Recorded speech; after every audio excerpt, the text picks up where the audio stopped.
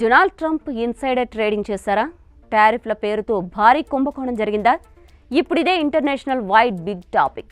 అమెరికాకి రెండోసారి అధ్యక్షుడిగా బాధ్యతలు చేపట్టిన నాటి నుంచి డొనాల్డ్ ట్రంప్ రకరకాల నిర్ణయాలు తీసుకుంటున్నారు. అవి అల్లకల్లోలానికి దారి తీస్తున్నాయి.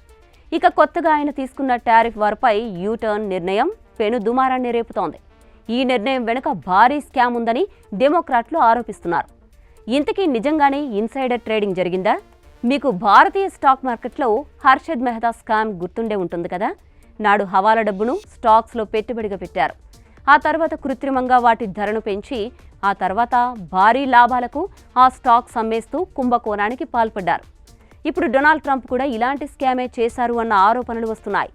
ఆయన టారిఫ్ విధానంలో ఊహించని మలుపులు తిప్పడం వెనుక పెద్ద కుంభకోణం దాగి ఉందని డెమోక్రాట్ సెనేటర్లు ఆరోపిస్తున్నారు. ఈ వివాదం స్టాక్ మార్కెట్లో భారీ ఒడిదుడుకులకు కారణమైంది. నిజానికి ఏప్రిల్ 2న ట్రంప్ అన్ని దేశాల నుంచి వచ్చే దిగుమతులపై రెసిప్రోకల్ టారిఫ్ను ప్రకటించారు.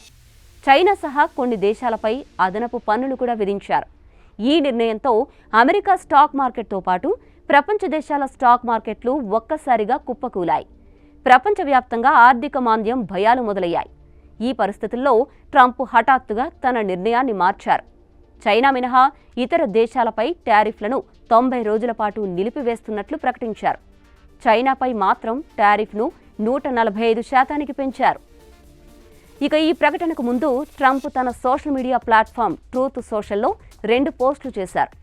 అంతా సర్దుకుంటుంది, ఇప్పుడు కొనడానికి సరైన సమయమని ఒక పోస్ట్లో రాశారు. మరో పోస్ట్లో డీజేటీ అని, అంటే తన మీడియా కంపెనీ స్టాక్ టిక్కర్ను చూపించారు. ఆయన టారిఫ్లను నిలిపివేస్తామని ప్రకటించిన కొన్ని గంటల్లోనే స్టాక్ మార్కెట్ ఒక్కసారిగా 9% పైగా పుంజుకుంది.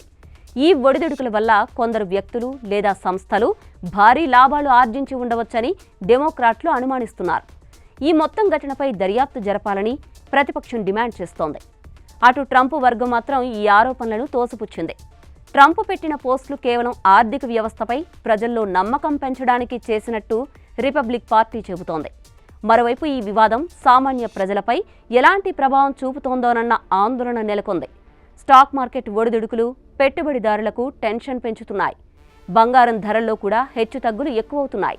డాలర్ మారకపు విలువల్లో మార్పులు వేగంగా జరుగుతున్నాయి. ఒకవేళ ట్రంప్పై వచ్చిన ఇన్సైడర్ ట్రేడింగ్ ఆరోపణలపై దర్యాప్తు జరిగితే ఆయన పాలనపై మరింత ఒత్తిడి పెరిగే అవకాశం ఉంది. ఇప్పటికే అమెరికాలో ట్రంప్కి వ్యతిరేకంగా నిరసనలు హోరెత్తుతున్నాయి. ఇదే సమయంలో ఈ ఎపిసోడ్ ఆయన్ను మరింత ఇరుకున పెట్టేలా ఉంది.